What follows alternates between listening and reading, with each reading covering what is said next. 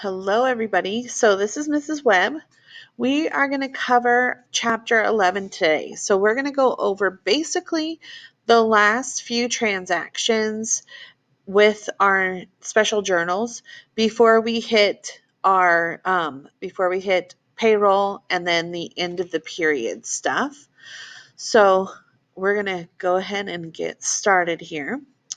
So we're going to look at those last couple of transactions. So we've gone over the sales journal. So those are all sales on account to our customers. We've gone over the purchases journal, which is all of our purchases that we have made from our vendors on account. We've gone over the cash receipts journal. So those are all of the R's and the TS's. Those are our source documents. And then we've gone over the cash payments journal, which are all of our C's. So all of our checks that we've written to all of our vendors, customers, whatever we've had, bills, things like that. So there's a couple of last transactions that we need to go over. And those are transactions that mostly exist in that general journal. So that journal you guys are familiar with. You've been in it since chapter 1 or basically chapter 2 or 3, and that's been your home for the majority of the school year. So we're just going to go over a couple of different transactions that would fall into that general journal now that do not fit in those special journals, that don't fit in the sales, the purchases, the cash receipts, or the cash payments. So we have to have a place for that, and that general journal is where those transactions are going to live.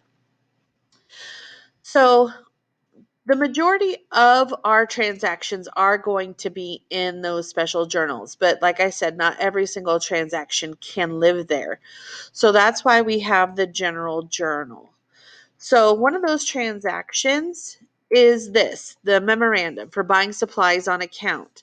So I'm not reselling my supplies, so it can't go in the purchases journal, even though it's on account, because I'm not reselling them. I'm going to use them. And so I didn't pay for them with cash. They can't go in the cash payments journal. So the only other place that they can go is in that general journal. And you guys have done this transaction probably 100 times, if not more, since the very beginning of the school year. It's just typical buying sales on account. And so it's going to go into our general journal. So this just says memorandum number 42, gives us the date. It tells what it's attached, attaches the invoice. And we're going to go ahead and maybe if it'll go down to the next thing. So now it's going to show us. So here's the written out transaction. We bought store supplies on account from Estes Supply, $165.25, memorandum 2042. So it shows us we've got our supplies store. And remember, we can't put in store supplies. It's supplies. Supplies is our account. Store is what the category it's going to go into. Then we have our accounts payable because we have to make sure that what we owe goes up, right? Because that's our obligation. And then it's going to be Estes / Estes Supply because we have that subsidiary journal. So we have December 2nd. Our supply store goes up top because that is an asset and it's going up. So we have more of it, which means it's debit. And then we have in our post reference, we have our accounts payable / because we have to put it in both spots. So it's going to go in the general ledger here under accounts payable, and then it's going to go in the vendor accounts over here under our subsidiary ledger under Estes Supply. So do not forget, notice that it has the / between them. You also put that / in the post reference because that tells you that you have to post that transaction in 2 different spots. So you will be posting to 3 different areas when you post this transaction. And then, of course, there's your credit for the $165.25. So don't forget, you have to have your debit and your credit for this transaction. So you're going to be posting it into 3 different spots. And so 2 in the general ledger and 1 in the subsidiary ledger. And we have our debits and our credits. So that's one of the transactions that's going to hit us in the general journal. Okay. So if we return, so we talked about in chapter 10, we talked about our sales returns and allowance, because if our customer buys something from us and they get it home and it's damaged or ripped or whatever it is, they need to have a process to return. And so we talked about the account sales returns and allowance. So remember, the return means that they're returning it and we're giving them a credit for it. An allowance could mean that they're not returning it. We're just giving them kind of like a discount for keeping the item even though it's damaged. So that's what allowance means. So it's still the same concept. They're still getting a credit for the document, or for not the document, for the item. All right. So we have to have that same process if we get something in our store that we know we're not going to be able to sell. You know, if we're selling chairs and, I don't know, grills, and we get in a chair that is completely busted, there's no way for us to sell it. We're going to have to just return it. And that's where we have our purchase returns and allowance account. And that is going to be the source document for that is going to be our debit memorandum. So a sales return allowance was the credit memorandum. This one is going to be a debit memorandum. And I'm going to show you why it's a debit memorandum. So here's the debit memorandum, has the number, has our vendor number that we bought it from, the date, here's us, here's who we bought it from, or we're sending it back to, right? And this one has 2 batteries that were damaged, and these were items that we were going to resell, so that's why there's no sales tax, and it was $43.90. So this is why they call it the debit memorandum. So if we look at it in the general journal, it's a debit memorandum because we're going to debit the accounts payable. So remember, accounts payable are the people that we owe. They're our obligations. So we owed Mobley Tools for those tools, but we're returning part of them back. So we're going to debit that account. Accounts payables are liabilities. They're normal credits. So to make it go down, we have to debit it. And then we have our account called purchase returns and allowance that's going to be our credit. So when we purchase merchandise to resell, it's a debit. When we return it, it's going to be a credit. It's going to be the opposite because they're contra accounts because that is a contra account to purchases. So this is how we would set up that transaction. So we have our date, we have our accounts, we have our source document number, then in this case the DM. Notice wherever there's the slash, you put the slash in the post reference. So that's going to be posted in 2 different places. And then we have our credit and our credit amount.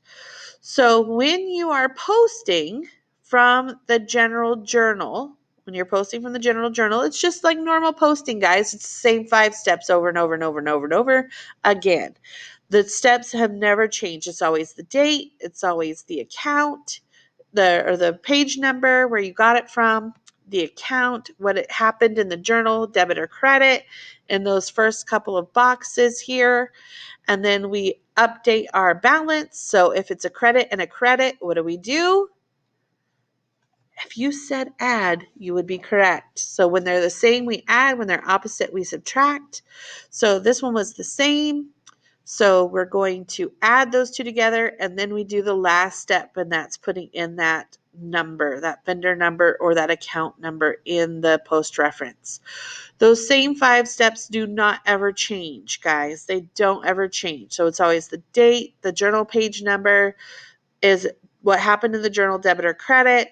You update the balance. Even in the general ledger accounts, you do the same 5 steps.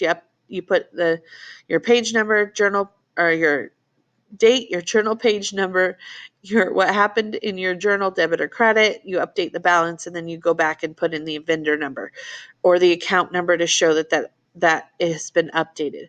Remember, it's the people that come after you that need to know if that account has been updated. You would probably remember, But that last step, that posting and putting that last step in, is the one step that most people forget.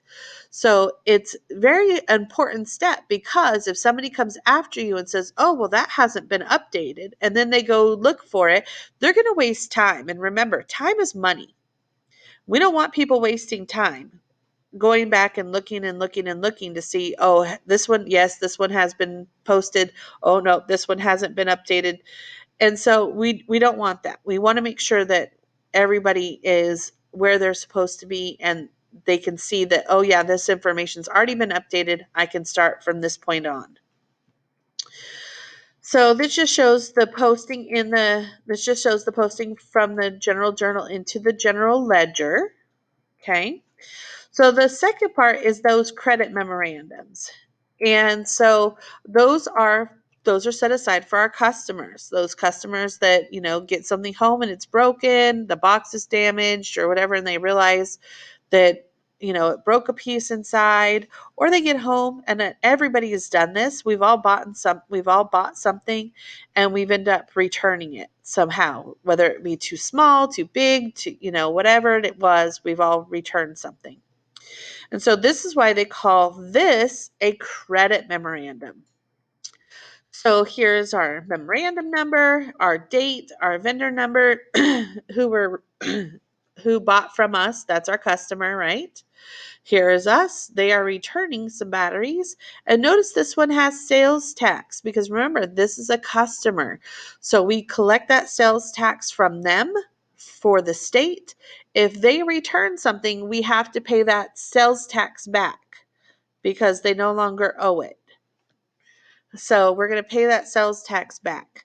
So we have the amount of our sale, our sales tax, and then what they're going to get refunded.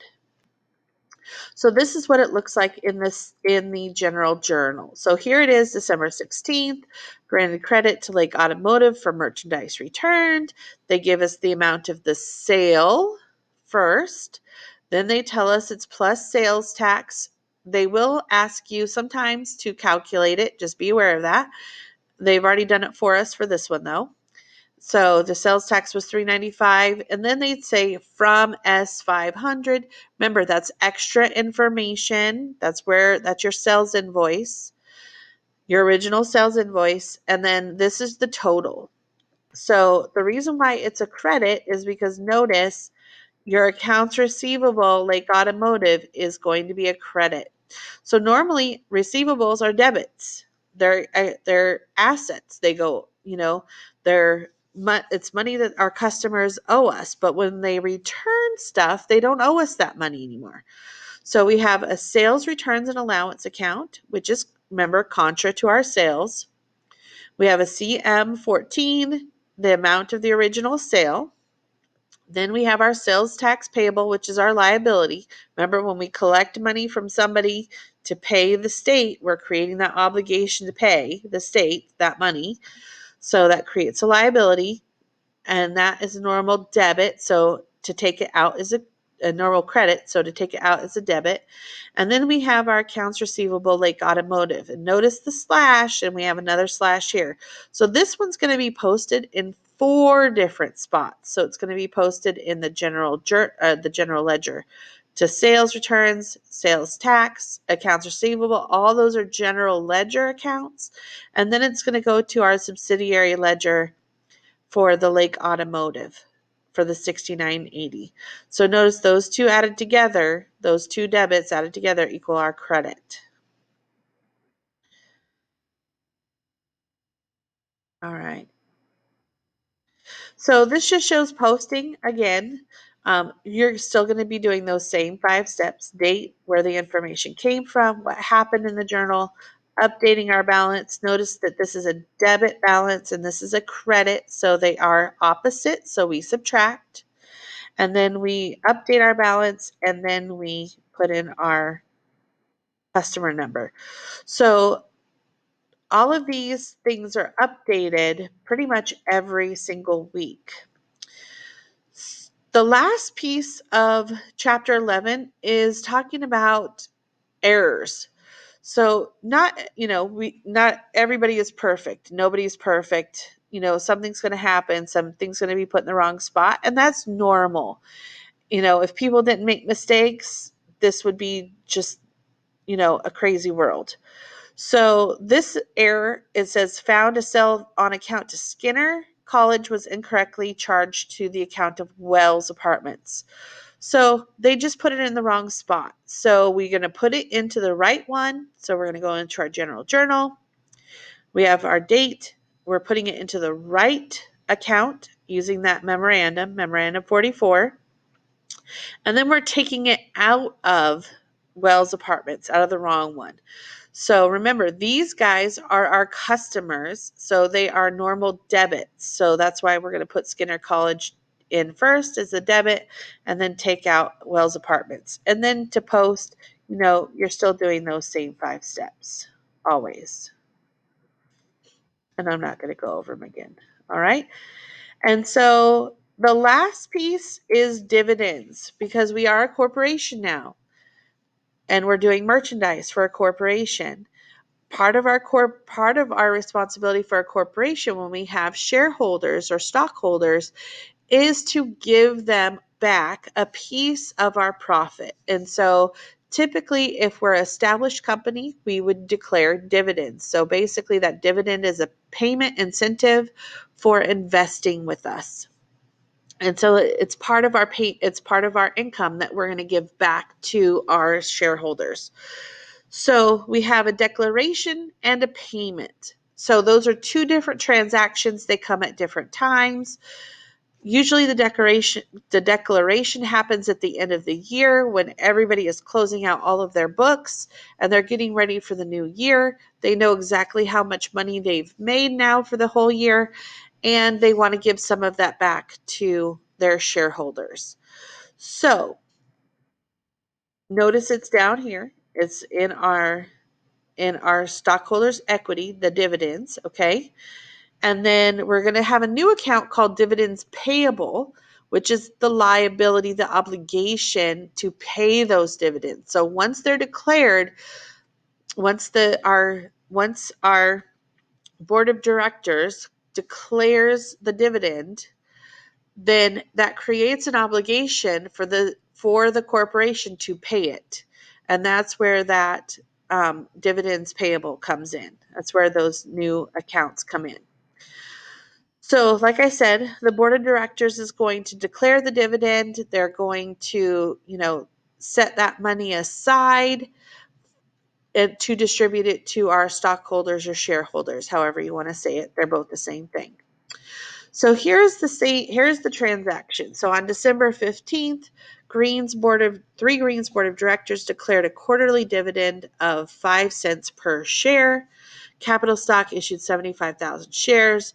So what they did was they took 75,000, multiplied it by 5 cents. That came a total dividend of 3,750. So remember, if you own one share, you get 5 cents. One share, 5 cents. Just keep that in mind, okay? One share, 5 cents. So those 7,000 or 75,000 shares will get a total of 3,750. And then notice it says date of payment is January 15th. That's some extra information. And then memorandum 43. So like I said, the declaration comes there at 2 different times. So here's how we do that transaction. So we are declaring the dividend, which means we take the date. The dividend is notice it's a debit.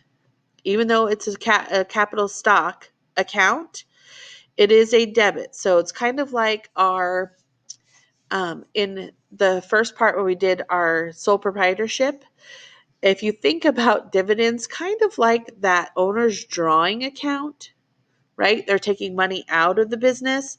It's similar along those lines, because the owners, which are our shareholders, are getting a piece of the pie. They're getting a piece of what we're making. So it's similar to that. So that's why it's a debit. And then we're creating that obligation. So this is where that dividends payable comes in. So that's how we do the declaration, the payment is very similar. And notice the declaration is in the general journal because I haven't paid anything yet, right? I haven't paid anything yet. I'm just setting that money aside. So it doesn't go into sales, purchases, cash payments, or cash receipts. Okay. So that's why it's got to go in the general journal. So the last part is paying that dividend. And because I'm paying, right, I'm going to have to write a check, which means it's going to go into what journal? It's going to go into cash receipts or cash payments. If you said cash payments, you would be correct because we're paying. So it says on January 15th, we're paid cash for the quarterly dividend declared. So here it is. So here is our cash payments journal. Here is the 15th of January, dividends payable because we're paying the obligation. And then here's our check number. It now becomes a debit because the obligation, it will now be fulfilled. So it can go away. And then our cash will be our credit. So we're going to write that check and then send out those dividends to all of our shareholders. So that is it for chapter 11. So debit memo, credit memo, sales returns, purchase returns, right? And then we have the dividends part. So declaring the dividend and then paying it. And that literally is all of chapter 11. So we're just wrapping up those final transactions before we get to payroll. Have a great day.